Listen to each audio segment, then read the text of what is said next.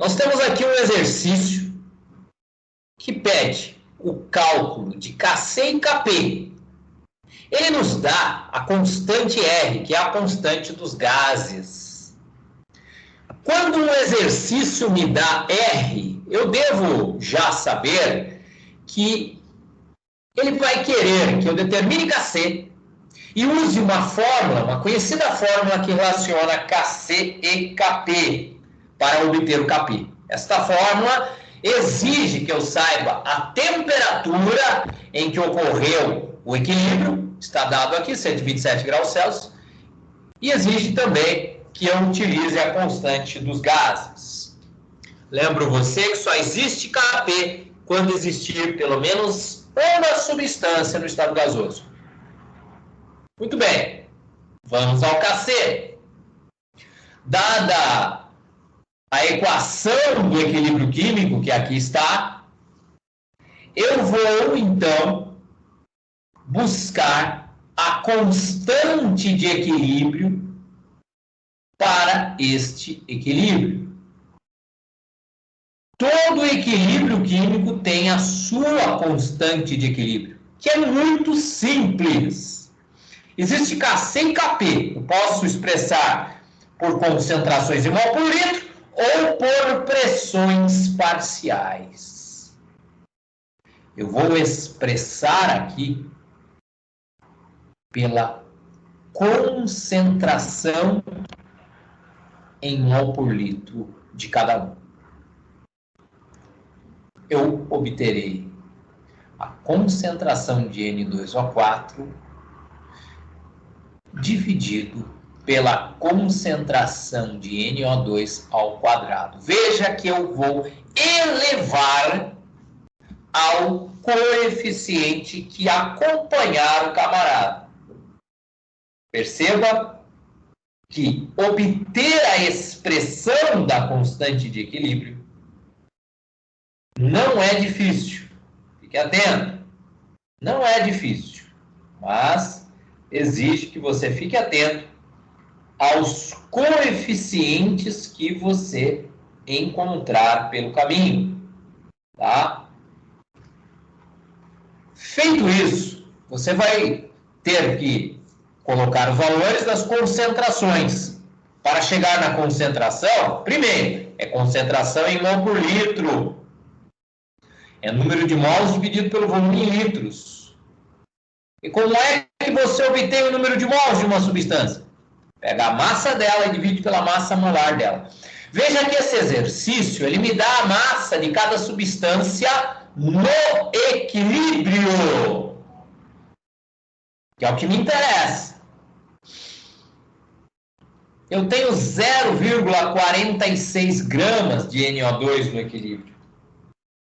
E, em relação ao N2O4, eu tenho 1,84 gramas.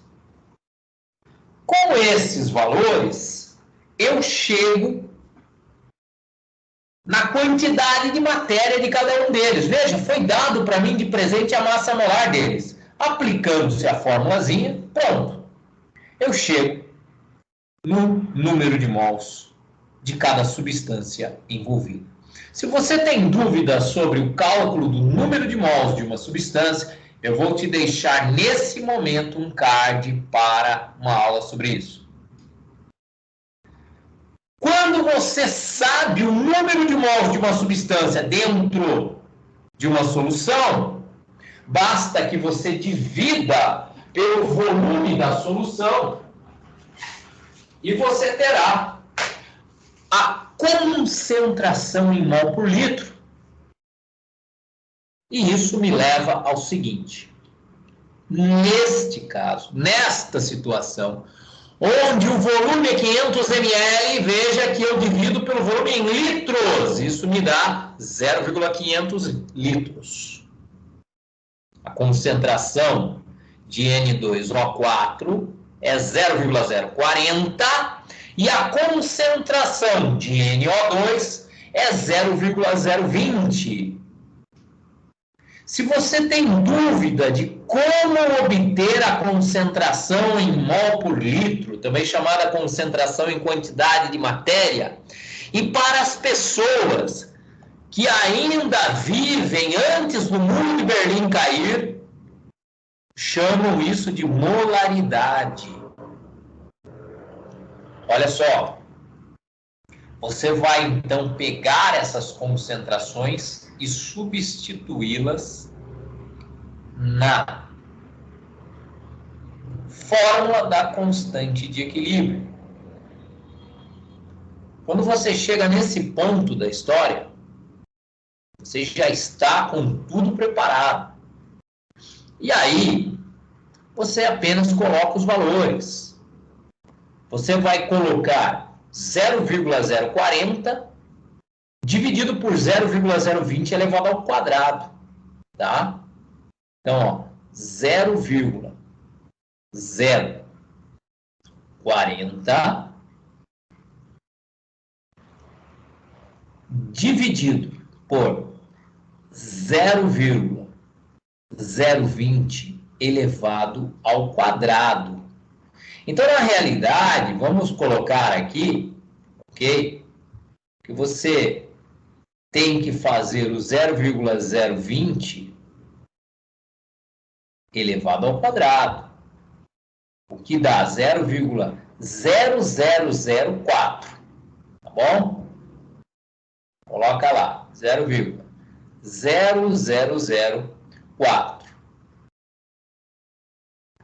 É óbvio que num vestibular você não terá uma calculadora. Então você deverá usar aqui o seguinte recurso, olha. Em cima é 4 vezes 10 a menos 2.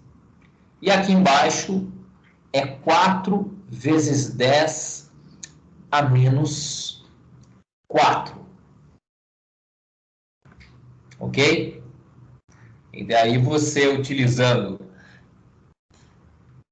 de uma visão, né, dos números com seus multiplicados por potências de base 10, fica mais fácil para você responder a questão. Veja, o 0,04 é 4 vezes 10 a menos 2. 0,004 é 4 vezes 10 a menos 4. Então, 4 dividido por 4, cancela. E 10 elevado a menos 2 dividido por 10 elevado a menos 4, ok? Conserva a base e subtrai os expoentes. Menos 2 mais 4 vai dar 10 elevado a 2. Vai dar 100. Eu quero dizer para você que não tem unidade. Você vai me dizer, mas professor, mol por litro quadrado, aí vai dar 1 sobre mol por litro. Exatamente como davam coisas esdrúxulas, né? Como 1 sobre mol por litro, uma coisa totalmente esdrúxula, que um dia chegou-se à conclusão que não faria nenhum sentido ficar dando unidade para Kc. Como é que se chega no Kp? O Kp é uma outra história. Você precisa da equação que relaciona Kc e Kp para, a partir do valor de Kc, chegar no valor de Kp. Como é que se faz isso? Sempre da mesma maneira, utilizando-se essa equação que relaciona Kc e Kp, e que pede-nos sempre temperatura e a constante R na temperatura dada, o que foi fornecido neste enunciado. E é pura matemática. Então, a obtenção de Kp em função de Kc, eu vou deixar para que você aprenda no vídeo que eu vou deixar no final aqui desta aula. E também um outro card com uma playlist sobre equilíbrios químicos.